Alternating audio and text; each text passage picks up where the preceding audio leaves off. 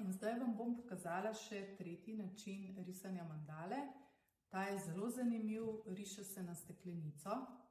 Prav gotovo imate doma vsi kakšno steklenico.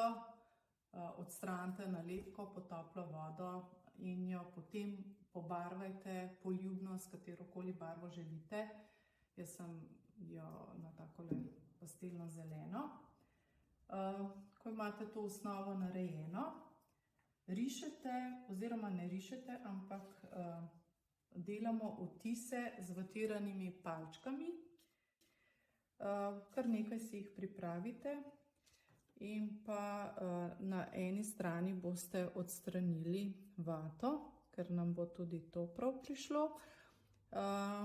Potem na svinčniku radirka, tudi s tem delamo vtis. Lahko je to kakšna barvica, ki naj ima bolj topo konico. Eno malo manj, drugo malo bolj topo. Pač različne pripomočke, ki jih boste sami izbrali doma, boste kaj našli. Jaz sem vzela tudi, tole je od nalivnika in pa en star flomaster. Zmešala sem si poljubne barve, vi si zmešajte po svoji želji in lahko začnemo. Najboljše je, da začnemo bolj z drobnimi pikcami, ki bojo potem vedno večje, zato da bomo lažje obdržali simetrijo.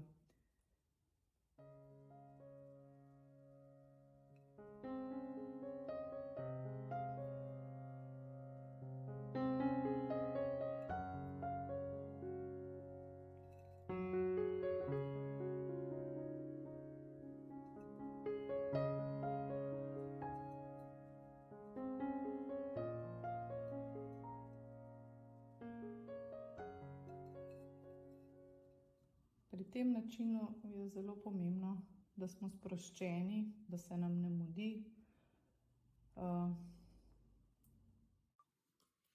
Če se nam kje naredi kakšna packa oziroma nekaj, kar nismo hoteli narediti, če se nam kje po nesreči, vzamemo en čist čopič, ga pomočimo v vodo in hitro zbrišemo. Dokler je barva še mokra, se to še da. In tudi, ko bomo naprej risali, se to ne bo videlo. Tako.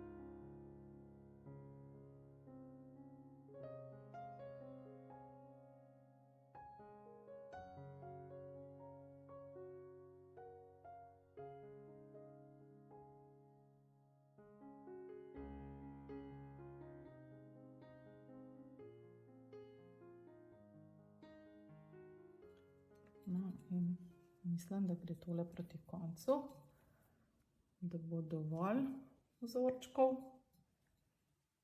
Takole izgleda.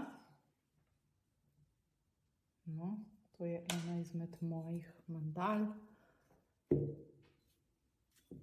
To so pa še ostale, ki sem jih ustvarila. Te mandale si lahko postavite na kakšno polico, lahko steklenico uporabite za vazo ali pa samo za okras.